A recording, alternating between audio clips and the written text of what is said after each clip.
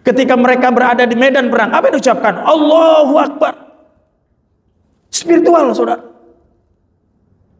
Bahkan Bung Karno ketika akan mengesahkan Pancasila sebagai ideologi negara, Bung Karno buntu. Nggak bisa dia. Akhirnya apa? Dia datang ke Hasyim Asy'ari, minta petuah ulama, minta petunjuk ulama, minta istikharahi.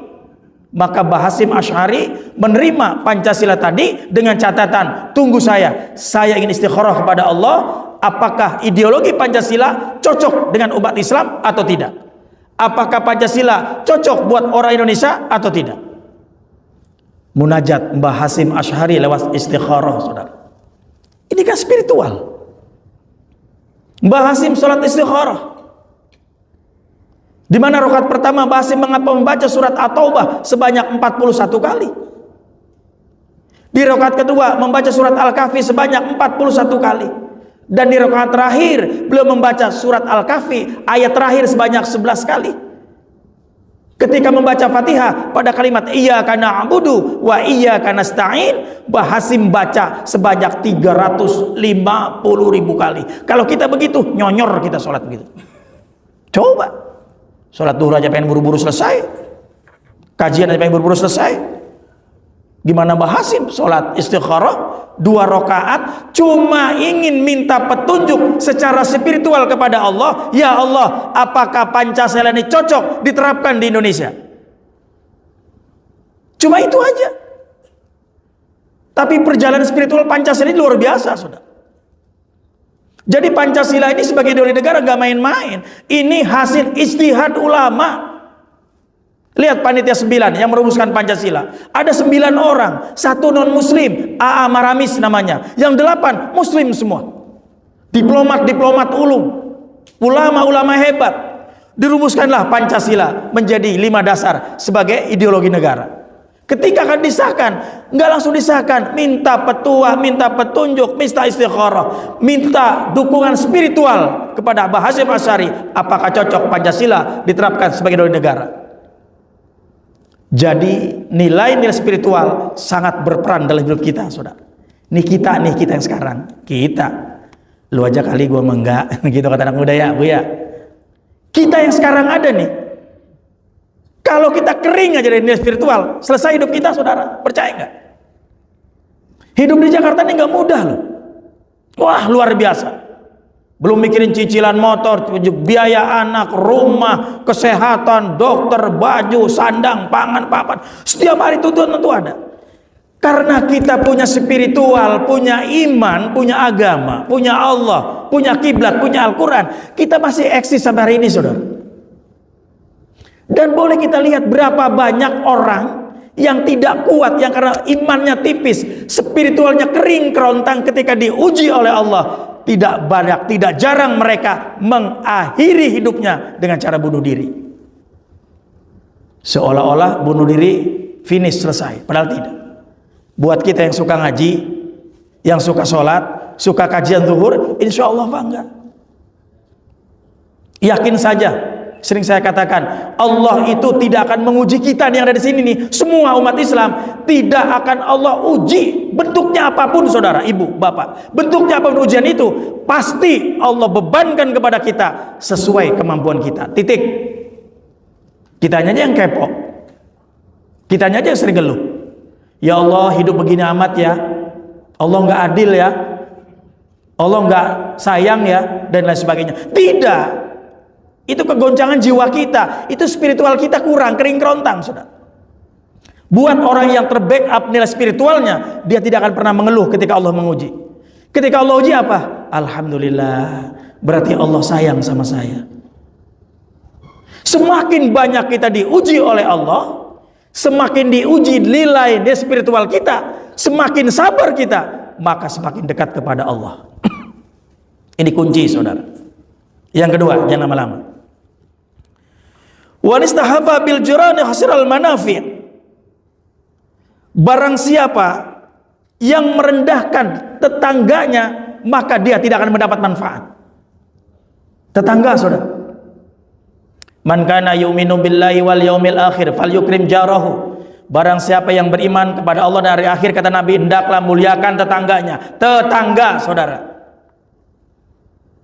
Tetangga orang terdekat kita. Ketika dapat musibah, yang pertama datang bukan saudara kita yang dari jauh, tapi tetangga yang berdatangan. Ada apa, Bu? Kenapa, Bu? Mengapa, Bu? Kok begini, Bu? Pasti tetangga yang pertama datang, bukan orang lain. Maka berbaik-baiklah sama tetangga. Terutama bapak, berbaiklah sama tetangga.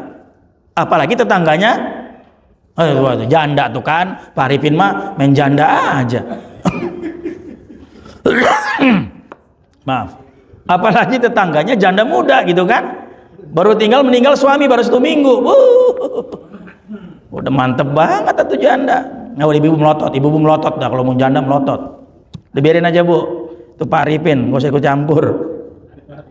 Ya, jadi dekati keluarga apa tetangga.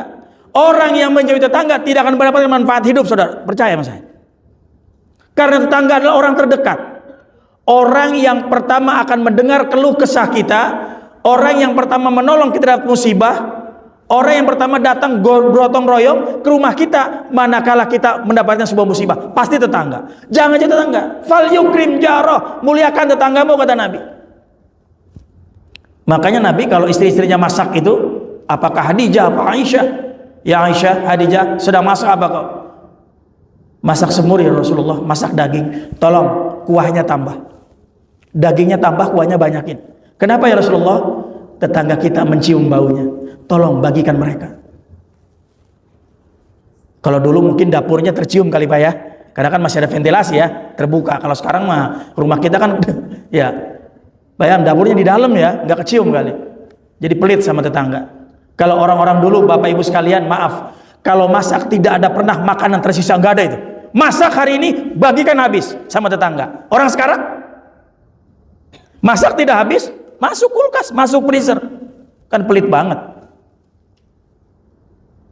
Ya mudah-mudahan sih nggak pelit, dibagi. Itu kan buat Ustadz nggak pelit, mengamankan, biar awet, biar besok bisa dimasak lagi gitu. Tapi ketika masak, ada tetangga kiri kanan, boya bagi, jangan sendiri aja.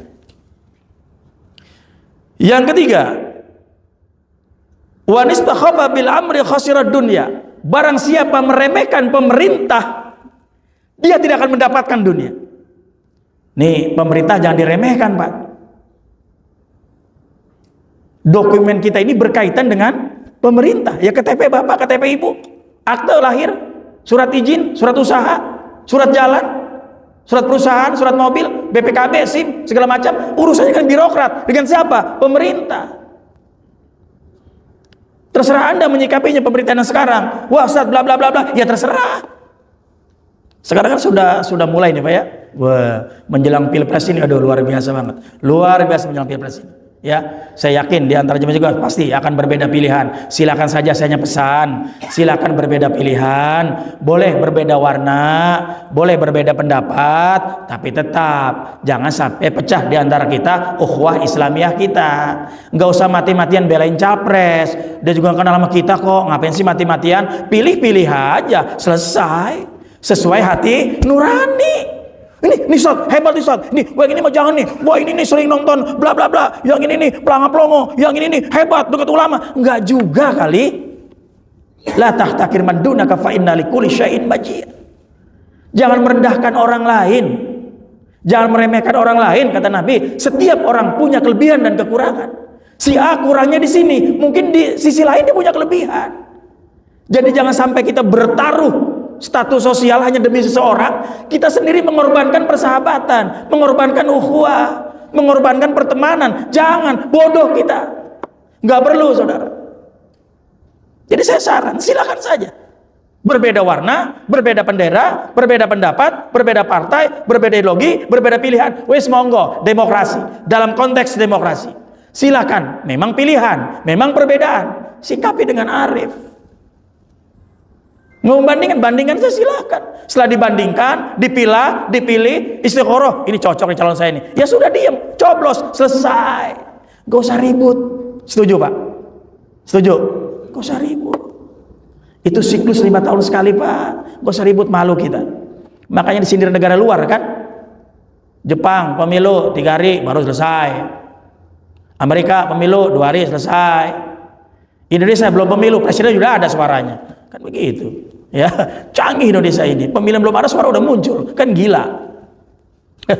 Ya sudah, itu kehidupan berdemokrasi. Kemudian saudara, wa man istakhafa ba'di ahli khasirat taibul ma'isyah.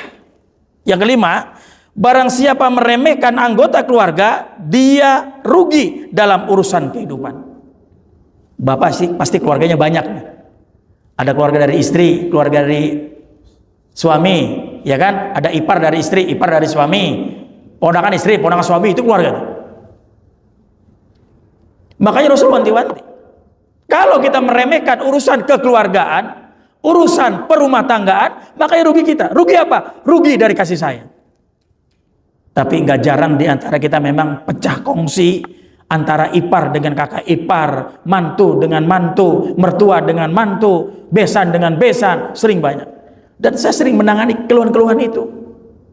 Ada apa-apa ke rumah ngadu lah, yang rumah tangga lu kenapa gue yang repot? Kan enteng jalan rumah tangga, kenapa yang harus saya yang repot? Kayak kantor polisi, ribut ke rumah, enak diem-diem. Giliran punya, diem-diem. Giliran nggak punya, ke rumah. Inilah siklus kehidupan, saudara.